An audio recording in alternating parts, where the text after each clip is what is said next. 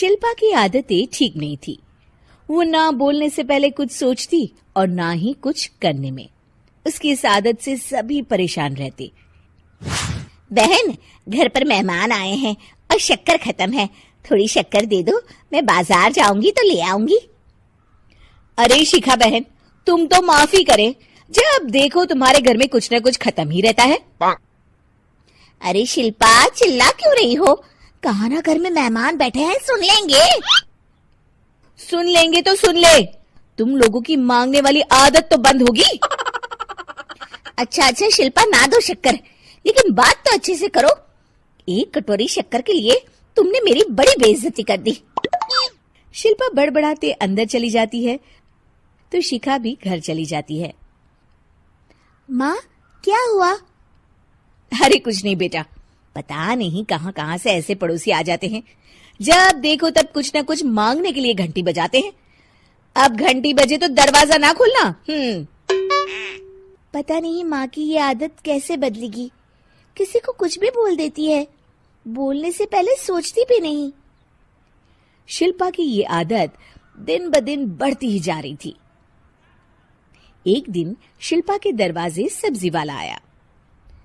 सुनो भैया, मुझे ये भिंडी, टिंडे, लौकी और आलू के साथ 1 किलो प्याज दे दो।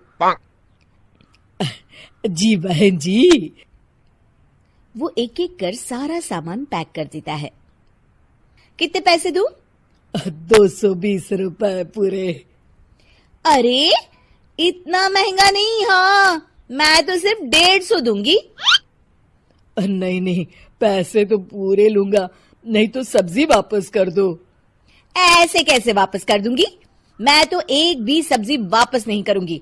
और हाँ, रही बात पैसों की, तो लेना है तो 150 ले लो, वरना मेरे मोहल्ले में घुसने तक नहीं दूंगी। हाँ। अरे नहीं नहीं बहन, हम लोग गरीब लोग हैं, ऐसा ना करो। पकड़ो ये 150 और दफा हो जाओ। शिल्पा की बेटी अंदर से ये सब देख रही थी। शिल्पा, तूने तो हद कर दी। बेचारा गरीब आदमी, उसका तो गुजारा ही इसी से होता है। बोलने से पहले सोचा कर बेटा। माँ आप चुप रहो, घर चलाना बच्चों का खेल नहीं, और वैसे भी इतनी महंगी सब्जी थोड़ी ना होती है। आपको तो सिर्फ खाने से मतलब है, लेकिन मुझे तो सब सोचना पड़ता है ना। शिल्पा की सास ये बात सुनकर दुखी हो जाती हैं। शिल्पा की बेटी शिल्पा की ये सारी बातें सुन रही होती है। शिल्पा की बेटी एक दिन माँ से कहती है, माँ, ओ माँ, जरा यहाँ तो आना। ओहो क्या हुआ, क्यों चिल्ला रही हो ऐसे बेटा?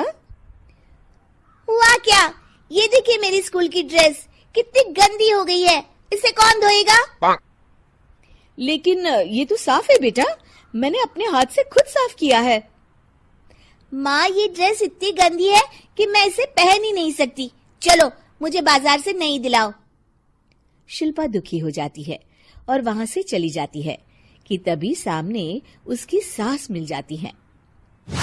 शिल्पा, अरे ओ शिल्पा, ये क्या सब्जी बनाई है? ऐसे भी कोई सब्जी बनाता है? शिल्पा सास की इस हरकत से सख्ते में आ जाती है। अरे माँ को तो मैं जो बना दूं उन्हें वो पसंद आ जाता था, फिर आज वो ऐसा व्यवहार क्यों कर रही हैं? शिल्पा कुछ समझ पाती कि थोड़ी ही देर में उसका पति आ जाता है। अरे शिल्पा, ये क्या है? क्या हुआ आपको? ये मेरी अलमारी पूरी अस्त व्यस्त है, तुमसे कोई काम नहीं होता है, सारा दिन पता नहीं क्या करती रहती हो। अरे मैंने तो सारी अलमारी साफ रखी है। इसे तुम साफ कहती हो? ये तो पूरा कूड़ादान लग रही है। शिल्पा परेशान हो जाती है और समझ नहीं पाती है कि उसके साथ क्या हो रहा है।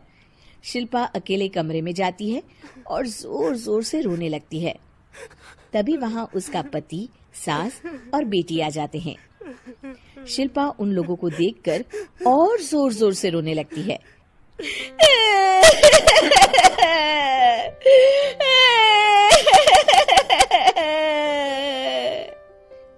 कि तभी उसकी सास उससे कहती है, क्या हुआ? यहाँ बैठकर रोती रहोगी या फिर खाने को भी कुछ बनाओगी? माँ, पहले आप बताएं, आप लोगों को क्या हुआ है जो मुझसे ऐसा व्यवहार कर रहे हैं? वही हुआ है जो तुम्हें रोज होता है। मैं समझी नहीं। माँ, आज घर वालों ने आपसे बुरा व्यवहार किया तो आपको कितना बुरा लगा ना? हाँ, मुझे बहुत बुरा लगा। मुझे अच्छा नहीं लगता कोई मुझसे इस तरह से बात करे। सही कहा शिल्पा, जो चीज तुम्हें खुद के लिए अच्छी नहीं लगती वो तुम्हें दूसरों के साथ भी तो नहीं करनी चाहिए। बेटा, हम तुम्हारे अपने हैं, फिर भी तुम्हें अपनों की बात का बुरा लगा। लेकिन सोचो, जिन बाहर के लोगों से तुम ऐसा व्यवहार करती हो उन्हें कैसा लगता होगा। हाँ माँ, आप सच कह रही हैं। मैं आप लोगों से माफी मांगती हूँ। मुझे कड़वा नहीं बोलना चाहिए। मैं समझ गई। मैं आपकी हूँ इसलिए आप लोगों ने मुझे सुधरने का वक्त दिया और मेरा साथ दिया। लेकिन जिन बाहर के लोगों से मैं बुरा व्यवहार करती आई, वो लोग मेरे कड़वे बोल से कितने दुखी होते होंगे। मैं वादा करती हूँ आज से ऐसा व्यवहार किसी के साथ नहीं करूंगी।